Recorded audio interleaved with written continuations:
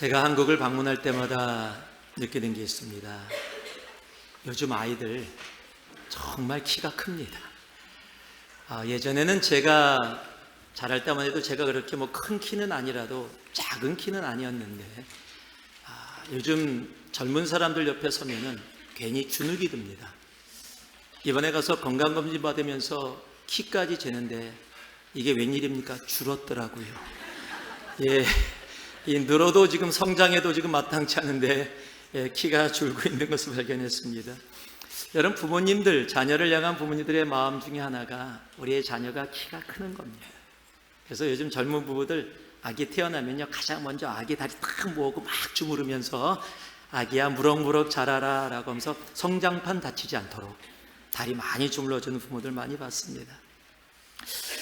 아마 그거는 지금뿐만 아니라 예전에도 마찬가지였던 것 같아요. 한동안 대학가에서 이 여학생들이 남학생들을 판단할 때 키를 기준으로 해서 판단했던 그런 시대가 있었습니다. 그러니까 여학생들이 남학생들을 보면서 이렇게 네 가지 사람의 기준을 판단했습니다. 키도 작다, 조건도 안 좋은데 키까지 작아요. 아주 굉장히 힘든 조건입니다. 여러 가지 조건도 안 좋은 데다가 키까지 작다. 그 다음 사람은 키만 크다. 조건이 안 좋아요. 그런데 키만 커요. 세 번째가 키만 작다. 조건을 보니까 너무 좋은데 아쉽게 키가 좀 작아요. 마지막이 최고입니다. 키도 크다. 조건도 좋고 키까지 크다. 킹카지요. 그렇게 사람의 키를 중심으로 해서 모든 것을 봤던 그런 시대도 있습니다. 요즘은 뜸하지만 그래도 아직도 한국에 보면요, 신문 광고들을 보면 성장탕이라는 것을 광고합니다. 굉장히 비싸대요. 그런데 부모들이 자녀가 키가 계속 성장판이 다치지 않도록 하기 위해서 성장탕을 먹이는 그런 부모들의 마음을 우리들이 압니다. 제가 남가주에 있을 때 어떤 집사님이 둘째 아이가 딸이 태어났는데 너무 예쁘더래요. 정말 인형처럼 너무 예뻐서 혼자 그랬대요. 이렇게 예쁜 모습으로 자라지 않고 그대로 있으면 좋겠다. 근데 정말 자라지 않아서 키가 조그매져갖고 당신이 책임감을 느끼신다고 그렇게 얘기했던 것이 기억이 납니다. 우리의 자녀들이 태어나면 어린 때 아무리 예뻐도 또 자라기를 바라는 것이 부모의 마음일 겁니다. 그런데 정말 아이가 성장하지 않으면 그것처럼 고통은 없을 겁니다. 정말로 그랬던 적이 있습니다. 2009년도에 한 신문의 기사가 이런 타이틀로 실렸었습니다. 자라지 않는 아기라는 타이틀로 신문의 기사가 났습니다. 태어난 지 16년이 지났는데 아이의 겉모습은 6개월 난 아기의 모습입니다. 지금 16살이 돼 있어야 되는데 아기의 모습은 6개월 된 아기의 모습이었습니다. 태어난 1993년에 태어났는데 아무 이상 없이 태어났습니다. 약간 미숙아로 태어날 때 1.8kg로 태어난 것 외에는 특별한 문제가 없었습니다. 그런데 시간이 지나도 아이가 자라지 않아서 성장 호르몬 주사까지도 놨는데 아무 변화가 이루어지지 않는 겁니다. 그래서 모든 검사를 다 했습니다. 그렇지만 유전질환이나 염색체나 어떤 DNA나 이런 모든 것들 아무것도 발견할 수 없었습니다. 신문에 기사에 사진이 하나 실렸는데 그 언니인 브룩을 안고서 동생인 이 캘리라는 애가 13살입니다. 그러니까 언니는 16살, 자기는 3살인데 오히려 아기를 안고 있는 모습, 그 동생이 자기 언니를 안고서 아기를 돌보는 모습에 사진이 찍혀 있었습니다. 그 아이는 결국 2013년 20살로 세상을 떠나게 되어졌습니다. 그때 몸무게가 5.9kg, 키가 76cm, 정신연령은 생후 9개월의 아이하고 같았다고 합니다. 여러분, 사람은 태어나면 시간이 지나면서 나이에 맞게 육적으로도 정신적으로도 성장을 해야 합니다. 여러분, 20살이 됐는데 엄마한테 젖달라고 가슴을 파고 들어간다면요, 여러분, 그것은 귀여운 게 아니라 징그러운 겁니다. 여러분, 정신적으로 자라지 않아 어렸을 때는 같이 남녀 상관없이 개울가나 강가에 가서 그곳에서 막 미역을 감으면서 수영하면서 지낼 수 있습니다. 그런데 20살이 넘었는데 우리 옛날처럼 그렇게 다 벗고서 강가에서 우리 수영하자 그러면은요, 예, 그건 좀 문제가 심각한 겁니다. 그거는 법에 걸리거나 아니면 병원을 데리고 가야 되는 그런 사람입니다. 여러분, 영적으로도 동일합니다. 신앙도 우리가 성장해야 합니다. 신앙의 성장판이 닫히지 않도록 우리는 해야 합니다. 그것은 저의 말이 아니라요, 성경이 그렇게 우리들에게 말씀해 주고 있습니다. 베드로는요, 베드로후서에 정말 이스라엘에 있는 기독교인들에게, 복음의 사람들에게 편지를 보내면서 맨 마지막 절에 이렇게 기록하고 있습니다. 그것이 3장 18절의 말씀인데요, 오직 우리 주 곧 구주 예수 그리스도의 은혜와 그를 아는 지식에서, 은혜와 그를 아는 지식에서 자라가라, grow라고 얘기하고 있어요. 너희들이 자라가야 한다라는 겁니다. 너희들이 믿음이 있는 이상, 생명이신 예수가 너의 삶에 있는 이상 너희들은 계속해서 성장해야 하는 존재다라고 그렇게 이야기하고 있습니다. 우리가 자라나가야 하는, 성장해야 하는 이유를 에베소서하고 히브리서는 이렇게 설명하고 있습니다. 에베소서 4장은요, 이는 우리가 이제부터 어린아이가 되지 아니하여 사람의 속임수와 간사한 유혹에 빠져 모든 교훈의 풍조에 밀려 요동하지 않게 하려 합니다. 우리가 자라나가야 되는 이유를 설명하는데, 자라나지 않고 영적으로 어린 모습으로 계속 남아있으면 세상의 속임수와 간사한 유혹에 빠져서 세상의 풍조에 요동치는 모습으로 남게 되기 때문에 우리는 어린아이의 모습, 즉 성장하지 않는 모습으로 있어서는 안 된다라고 이야기하고 있습니다. 히브리서 5장은 또 이렇게 이야기합니다. 이는 젖을 먹는 자마다 어린아이니 의의 말씀을 경험하지 못한 자요, 단단한 음식은 장성한 자의 것이니 그들은 지각을 사용함으로 연단을 받아 선악을 분별하는 자니라. 그러므로 우리가 그리스도의 도의 초보를 버리고 죽은 행실을 회개함과 하나님께 대한 신앙과 라고 얘기합니다. 이 말씀을요, 공동 번역으로는 이렇게 좀 쉽게 이해할 수 있도록 번역이 되어 있습니다. 젖을 먹어야 할 사람은 아직 어린아이니 옳고 그른 것을 분별할 능력이 없습니다. 그러나 성숙해지면 단단한 음식을 먹게 됩니다. 성숙한 사람은 훈련을 받아서 좋고 나쁜 것을 분간하는 세련된 지각을 가지고 있습니다. 그러므로 우리는 그리스도의 초보적인 교리를 넘어서는 성숙한 경지로 나아갑시다. 이제 와서 죽음에 이르는 행실을 버리고 돌아서는 일과 하나님의 일을 믿는 것과. 여러분, 이 말씀을 간단히 요약하며 성장하지 않는 어린아이로 남아있으면 세상의 유혹과 속임수에 쉽게 넘어간다는 겁니다. 세상의 풍조에 쉽게 휩싸여서 하나님을 믿고 하나님을 따른다고 하면서도 세상 가운데 쉽게 빠져들 수 있기 때문에 어린아이로 머물러 있지 말고 주님의 은혜와 주님을 아는 지식에서 성장해 나가야 한다라고 그렇게 말씀해 주고 있는 겁니다. 그런데요, 오늘 우리가 함께 봉독한 이 이스라엘 백성들의 모습을 보면요, 지금 출애굽을 하고 40년 동안 광야 생활을 통해서 하나님이 자신을 알게 해주셨습니다. 구름 기둥과 불 기둥과 만나와 메추라기와 정말 놀라운 기적들을 통해서 하나님이 누구신지를 이스라엘 백성들로 경험케 하시고 알게 해주셨습니다. 또 요단강의 기적을 통해서 가나안 땅에 들어오게 하셨고요, 여리고성을 무너뜨리며 하나님의 능력을 경험하고 알게 해주셨습니다. 아이성의 실패를 통해서 어떻게 하나님 앞에 우리가 겸손히 나아가야 되며 하나님을 의지하며 나아가야 되는지를 아이성의 실패와 성공을 통해서도 하나님은 이스라엘 백성들에게 분명히 알려주셨습니다.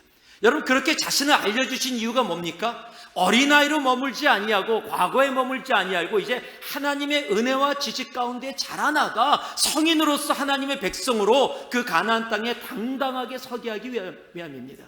그런데 여러분, 오늘 말씀을 보니까요, 자라나지 않는 아이와 같은 이스라엘의 모습을 오늘 이 본문에서 우리들이 또 보게 되어집니다.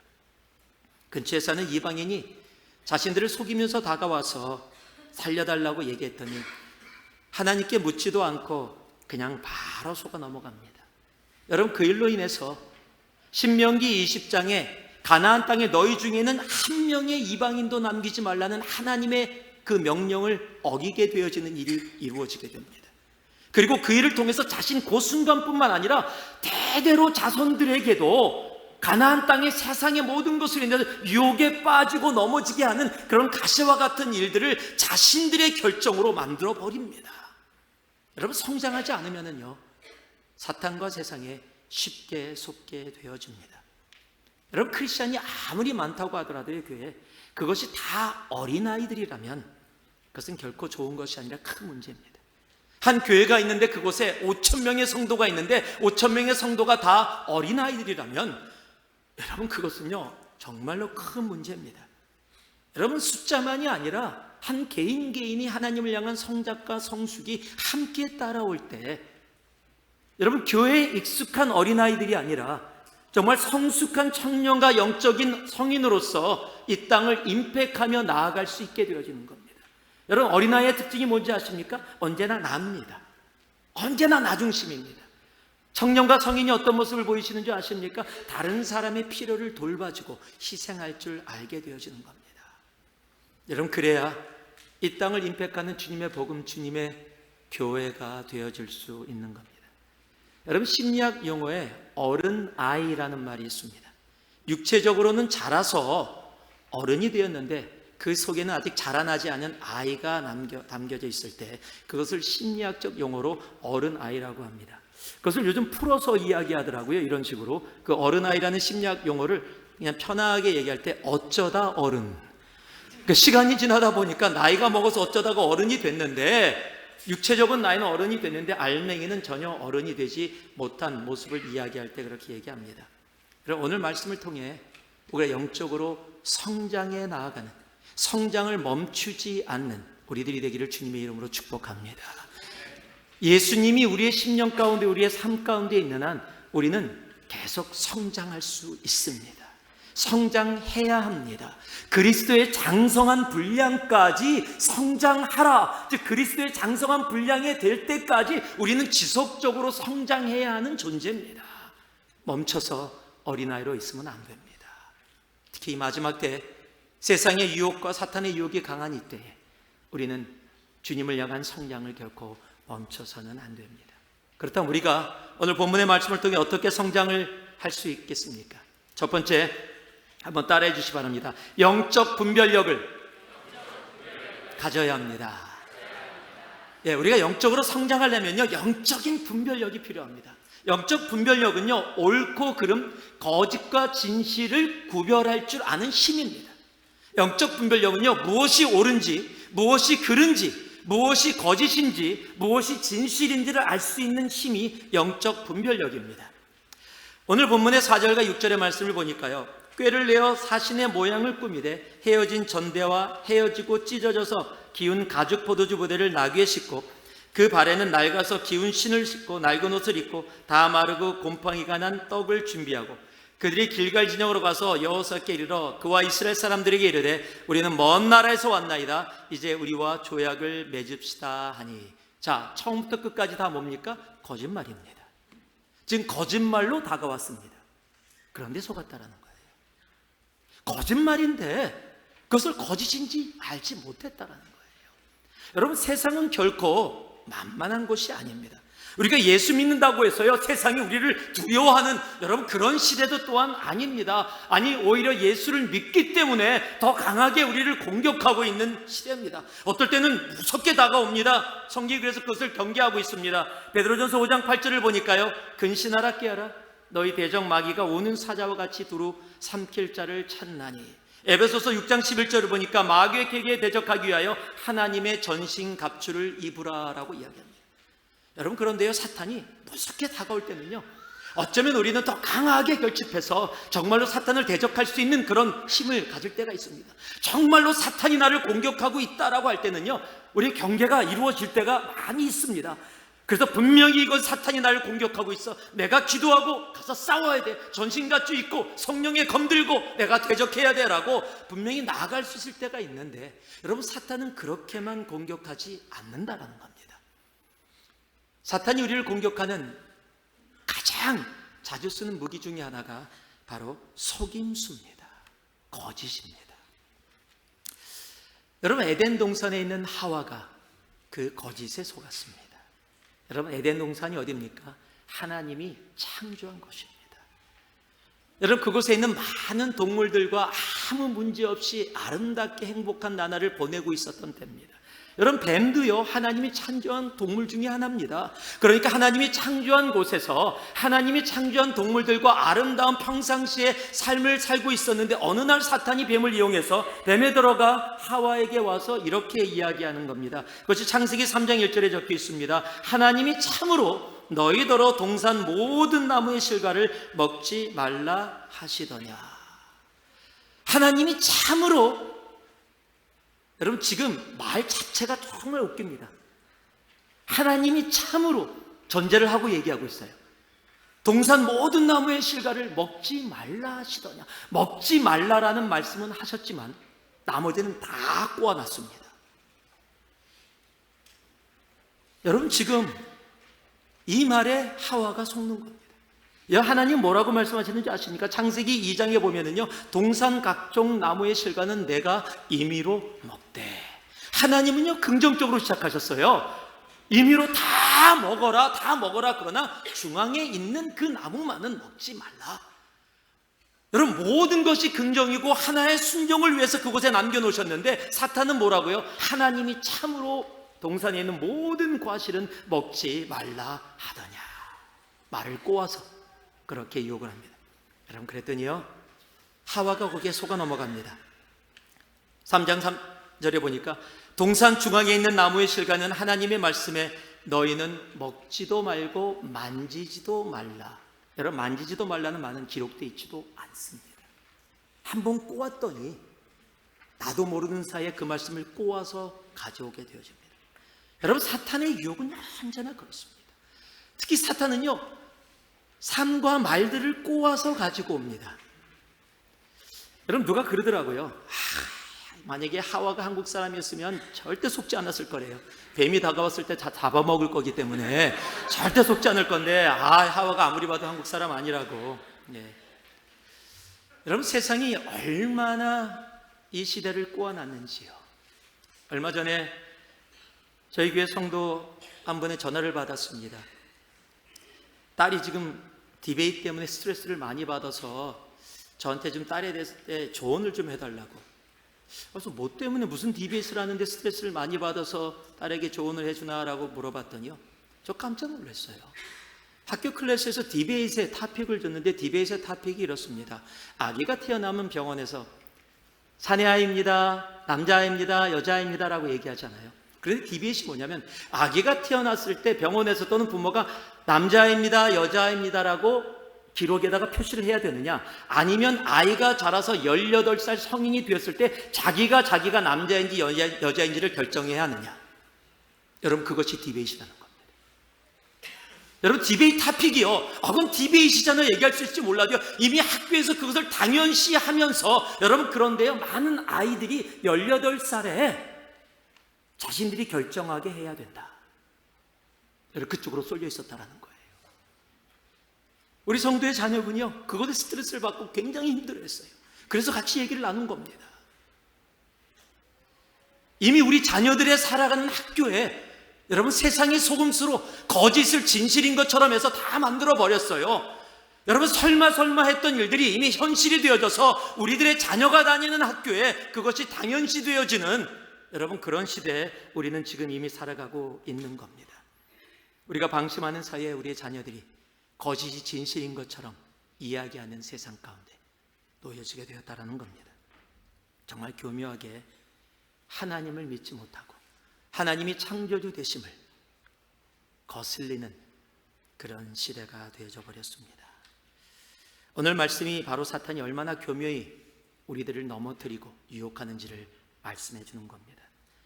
여러분, 이스라엘은 지금 하나님의 은혜로 하나님을 알아가면서 이 자리까지 왔습니다.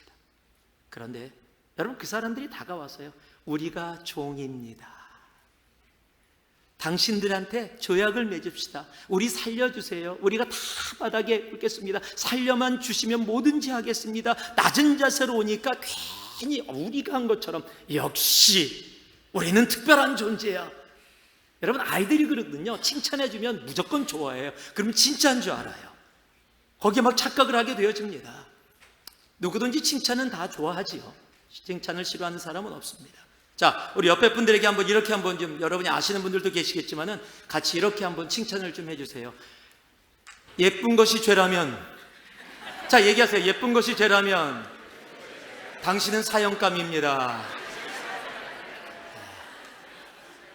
여러분, 그거 싫어할 사람 없을 거예요. 예쁘다는데요.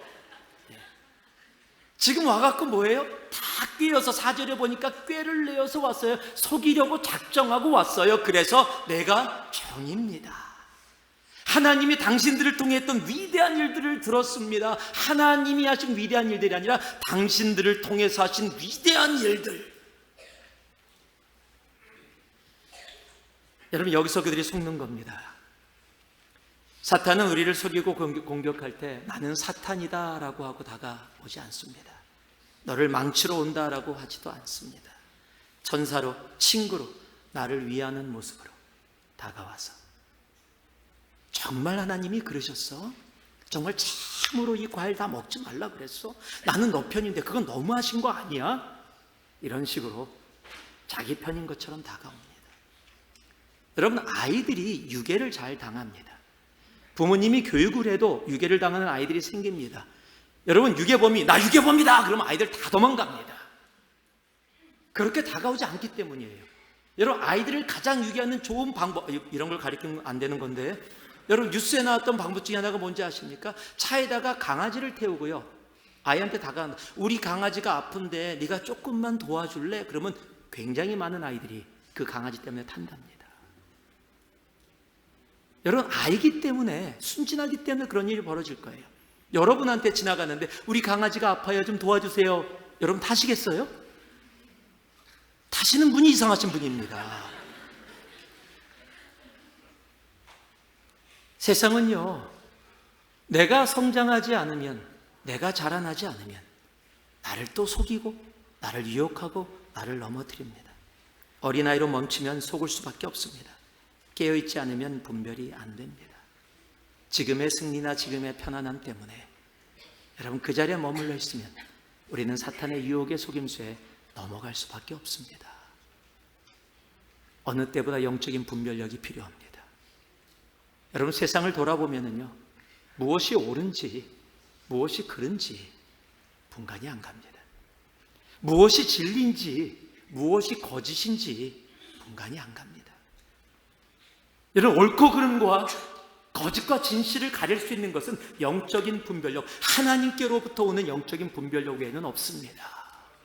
여러분, 그러기에 기도해야 되는 거예요. 그래서 구해야 되는 거예요. 하나님, 나에게 영적인 분별력을 주셔서 어린아이의 모습으로 세상에 옳음 속에 거짓으로 빠지지 않고, 거짓 속에 정말 내가 진리인 줄 알고 착각하는 내가 되지 아니하도록 하나님, 나에게 영적인 분별력을 더하여 주시옵소서.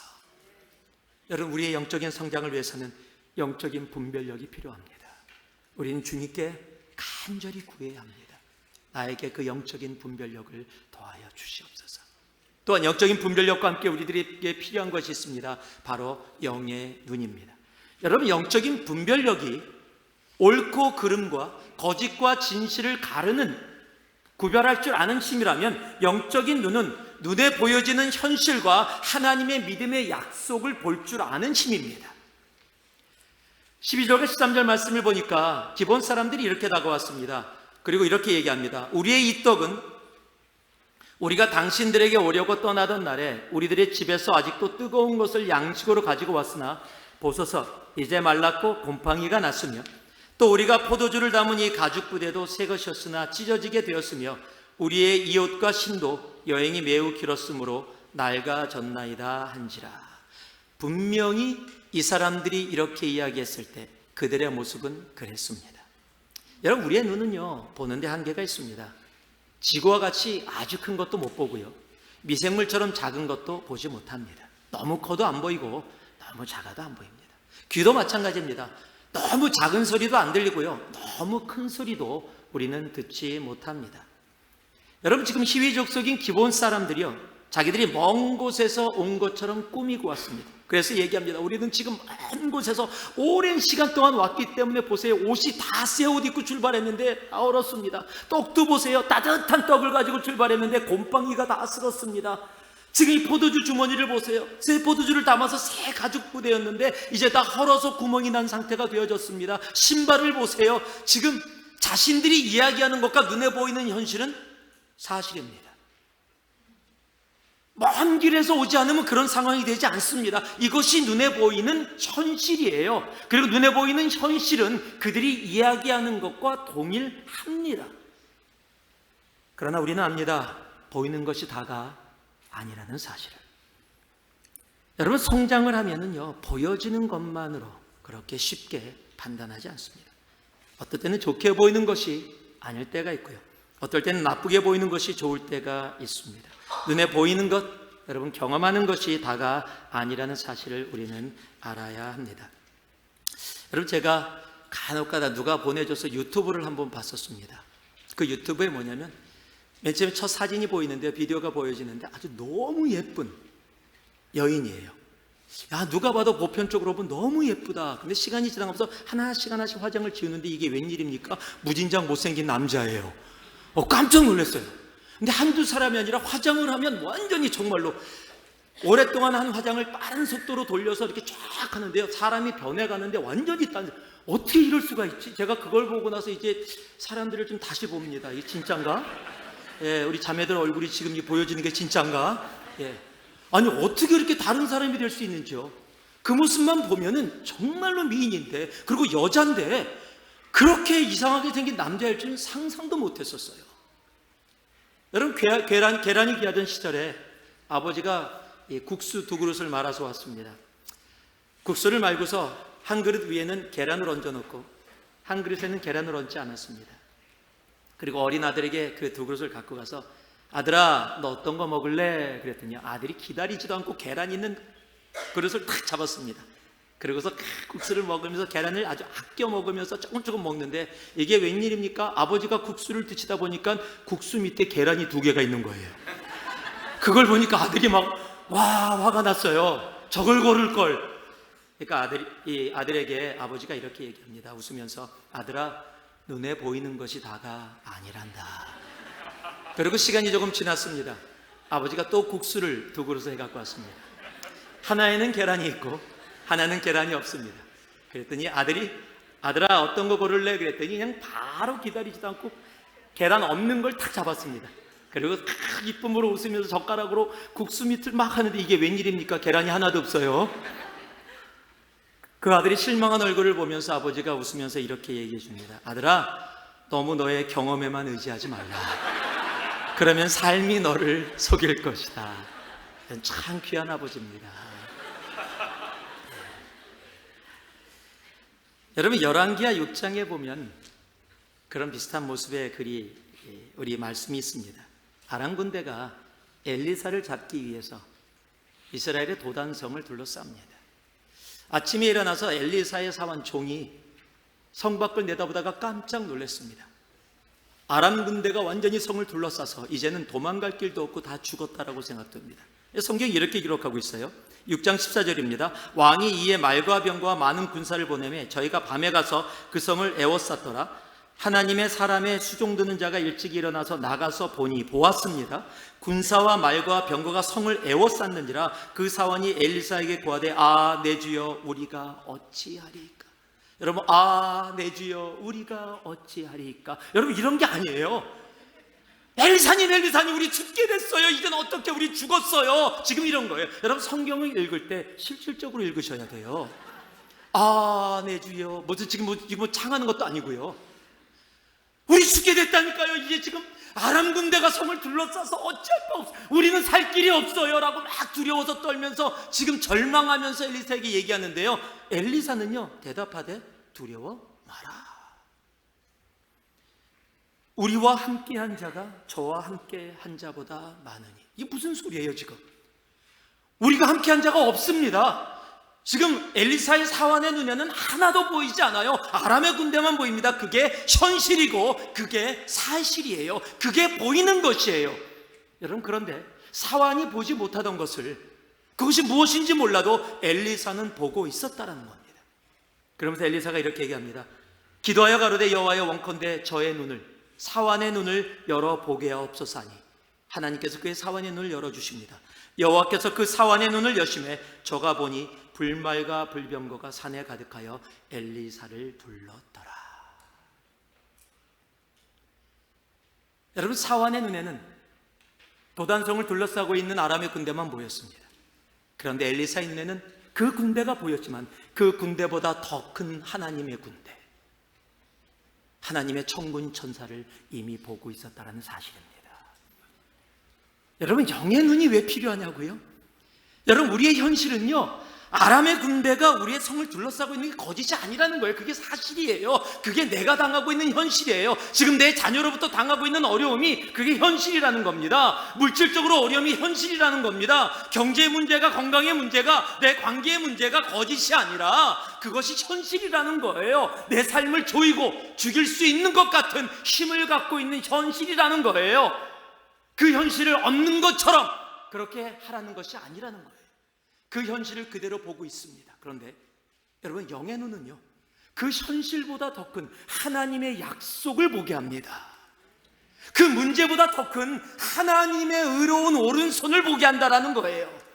여러분, 그래서 두려워하지 않는 겁니다. 사환이 왜 두려워했습니까? 그의 눈으로 자기 앞에 있는 현실만을, 사실만을 보았기 때문이에요. 여러분, 영의 눈을 가지면 보이는 것이 다가 아닙니다. 여러분, 믿음으로 성장하기 위해서는 영의 눈을 더더욱 가질 수 있어야 합니다. 육의 눈을 가지면 내 눈앞에 있는 현실, 적들로 인해 두려움밖에 안 생깁니다. 그러나 영의 눈을 가지면 내 눈앞에 있는 현실이 크지만 그보다 더 큰 우리의 하나님의 그 능력을 보게 됩니다. 그의 약속을 보게 됩니다. 여러분, 거기서 우리가 믿음의 걸음을 걸어가는 거예요. 여러분, 그게 예수 믿는 사람들의 모습이에요. 그게 예수를 믿고 성장한 주님의 사람들의 참 모습이 되어지는 겁니다. 이스라엘 백성은 자신들의 눈에 보이는 대로 판단하고 결정했습니다. 그리고 그 결정이요, 평생 정도가 아니라 그 후대의 이스라엘 자손들에게도 괴롭힘이 되어집니다. 여러분, 영의 눈으로 살아가는 것과 육의 눈으로 살아가는 것은 완전히 다릅니다. 우리가 성장하기 위해서는요, 정말 영의 눈이 필요합니다. 믿음의 눈이 필요합니다. 여러분, 주님 앞에 간절히 구할 수 있는 우리가 되어져야 돼요. 하나님 앞에 내 눈에 육의 눈으로 보여지는 현실만 가지고 주님, 이게 뭐예요? 이게 뭐예요? 라고 하나님께 한탄하는 그런 모습이 아니라, 어린아이와 같은 모습이 아니라, 하나님, 내 현실이 이렇지만 그 문제보다 더 큰 하나님을 내가 영의 눈으로, 믿음의 눈으로 보기에 주님, 내 영혼 평안합니다. 담대합니다. 여러분, 그것이 주님 안에서 성장해 나아가는, 성장하고 있는 주님의 자녀의 모습입니다. 영의 눈을 가지고 주님이 약속을 바라볼 수 있는 우리 모두가 되기를 주님의 이름으로 축복하고 축복합니다. 마지막으로 우리 14절 말씀 같이 한번 읽겠습니다. 14절 말씀입니다. 한 절입니다. 우리 한 목소리로 읽습니다. 시작. 무리가 그들의 양식을 취하고 어떻게 할지를 여호와께 묻지 아니하고. 같이 다시 한번 읽습니다. 시작. 그들의 양식을 취하고 어떻게 할지를 여호와께 묻지 아니하고. 먼저 모든 일을 하나님께 물어야 합니다. 여러분, 기도는요, 내가 원하는 것을 하나님께 요구하는 시간이 아니라 하나님의 뜻을 묻고 그 뜻을 알았으면 그대로 순종하는 것이 기도입니다. 여러분, 지금 이 말씀을요, 하나님이 그대로 기록해놨다는 것을 기억하셔야 돼요. 참 재미있는 사실은요, 성경이 아주 정확하게 일부러 기록하고 있습니다. 무리가 그들의 양식을 취했습니다. 그런데 어떻게 할지를 여호와께 묻지 않았다. 무슨 말입니까? 여러분, 당연히 하나님께 물어야 되는데 묻지 않았다는 겁니다. 그래서 이스라엘 백성들 안에 이방인들이 거하게 되어졌다는 겁니다. 기도했으면 하나님이 야, 그거 다 거짓말이야, 너 눈에 보이지만 그거 다 속임수야 라고 가르쳐줘서 속지 않았을 텐데 묻지 않았기 때문에 속게 됐다는 겁니다. 즉, 쉽게 얘기해서요, 기도하지 않아서, 하나님께 묻지 않아서 속았다는 겁니다. 다시 이야기하면 기도하면 안 속는다라는 겁니다. 여러분, 10년이고 20년이고 신앙생활하면서 영적으로 성숙하지 않는 크리스찬들, 성장하지 않는 크리스찬들의 삶을 보면 대부분 기도 생활이 그 삶에 없다라는 겁니다. 여러분, 성경에서 하나님께 온전히 쓰임받는 하나님의 사람들은 모두 다 기도하는 사람들이었습니다. 그것도 문제가 생기면 기도하는 사람들이 아니라 항상 기도하는 사람들이었습니다. 데살로니가전서 5장 17절은 우리에게 분명히 말씀해 줍니다. 뭐라고요? 쉬지 말고 기도하라. 성경의 느헤미야가 아주 좋은 예입니다. 이스라엘 성전이, 이 성전에 둘러싸고 있는 벽이 무너졌다는 소식을 듣고 느헤미야가 페르시아 바사지요 아닥사스다 왕 앞에 나옵니다. 그리고 근심 어린 얼굴을 하니까 느헤미야가 대답을 합니다. 그것을 듣고서 왕이 느헤미야를 사랑해서 이야기를 합니다. 내가 무엇을 해줄까? 그것이 느헤미야 2장 4절에 기록되어 있습니다. 왕이 내게 이르시되 그러면 내가 무엇을 원하느냐 하시기로. 그런데 성경은 이렇게 기록되어 있습니다. 내가 곧 하늘의 하나님께 기도하고. 그 짧은 순간에도 느헤미야는 하나님의 뜻을 묻습니다. 여러분, 이게 매 순간 기도, 그러기에 불가능하다고 생각되어졌던 성전의 건축이 바로 이루어지게 되어지는 겁니다. 여러분, 기도와 심사숙고는 다릅니다. 기도는 나의 생각과 판단이 아닙니다. 여러분, 기도해 보세요라는 것은요, 생각해 보세요라는 말이 아니에요. 그런데 우리는요, 기도해 볼게요가 분석해 보고 생각해 보고 판단할게요. 내 형편이 어떤지, 내 상황이 어떤지. 기도해 보세요는 상황과 현실을 뛰어넘어서 그것을 향한 하나님의 뜻이, 나를 향한 하나님의 뜻이 무엇인지를 듣고 내가 들었으면 그대로 순종하겠습니다 하는 것이 바로 기도입니다. 여러분, 기도하면 그러게 하나님께서 책임지십니다. 기도하면 실수 없습니다. 여러분, 기도의 뜻은 나의 뜻을 묻는 것이 아니라 하나님의 뜻을 묻는 것이기 때문에 그렇습니다. 여러분, 매 순간 모든 일을 하나님께 물으면서 나아갈 수 있는 우리가 되어져야 합니다. 그게 성숙한 겁니다. 여러분, 세상은요, 성장하고 성숙했다고 하면 묻지 말라고 합니다. 이제 그만 물어봐. 이 정도 일은 네가 알아서 할 수 있잖아. 이렇게 얘기합니다. 그런데 성경은 거꾸로 얘기합니다. 모든 일을 물으라고. 작은 일까지도 하나님께 갖고 오라고. 그것이 성장이고 성숙이라고. 여러분, 주보를 보면은 교회 소식 바로 옆에 담임 목사 칼럼이라는 부분이 있습니다. 여기가 있어요, 이런 게요. 이걸 쓰는 게 만만한 일이 아닙니다. 제가 정말 기도하고 정말 하나님이 한 주 동안 주신 감동 가지고 쓰는데 가끔가다 좀 이렇게 있는 것만 좀 노리스해 주시기 부탁드리겠습니다. 그런데 지난주에 제가 여기다가 쓴 칼럼의 제목이 있습니다. 생각과 기도라는 칼럼을 썼습니다. 지난주입니다. 근데 거기에 제가 읽다가 그 글을 쓰면서 어떤 조그만 책을 하나 읽었는데 거기에 있는 짧은 시 같은 기도에 대한 내용이 적혀 있는데 그것을 여러분께 오늘 읽어드리려고 합니다. 이렇게 그곳에 적혀 있습니다. 기도하면 하나님이 보이고 생각하면 사람이 보입니다. 기도하면 하나님께서 일하시고 생각하면 사람이 일합니다. 생각하는 사람은 항상 판단에 의존하지만 기도하는 사람은 언제나 하나님의 힘으로 살아갑니다. 말씀을 마무리하겠습니다. 예수를 믿는 우리들은 성장을 멈춰서는 안 됩니다. 신앙의 성장판이 결코 멈춰져서는 안 됩니다. 왜냐하면 성경은 우리를 향해서 그리스도의 장성한 그 분량까지 자라나가라 말씀하고 있기 때문에 그렇습니다. 교회 생활에 익숙한, 종교 생활에 익숙한 어린아이들, 사탄의 꿰매, 세상의 꿰매 쉽게 넘어갑니다. 그러게 세상을 만만하게 보면 안 됩니다.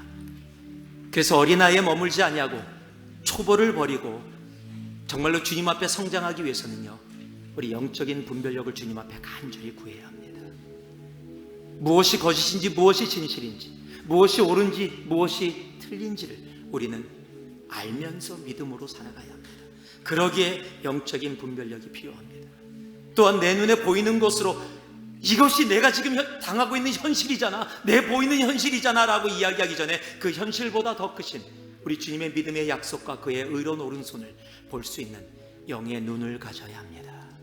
믿음의 눈을 가져야 합니다. 그리고 매 순간 주님 앞에 작은 일까지도 묻고 기도하며 나아가야 합니다. 주님 안에서 그의 장성한 분량까지 자라남이 멈추지 않는 우리가 되기를 소망합니다. 그럴 때 정말 이 땅을 임팩하며 믿음으로 살아가는 바로 주님의 몸된 교회로 강건하게 서는 우리 새누리 공동체, 우리 한 사람 한 사람이 될 것입니다. 성장할 수 있는 우리가 되길 원합니다. 신앙의 성장판이 멈추지 않고 이한주도 주님 안에서 그의 은혜와 주님을 알아가는 지식에서 계속해서 자라나가는 저와 여러분 모두 되기를 주님의 이름으로 축복하고 축복합니다. 기도하겠습니다.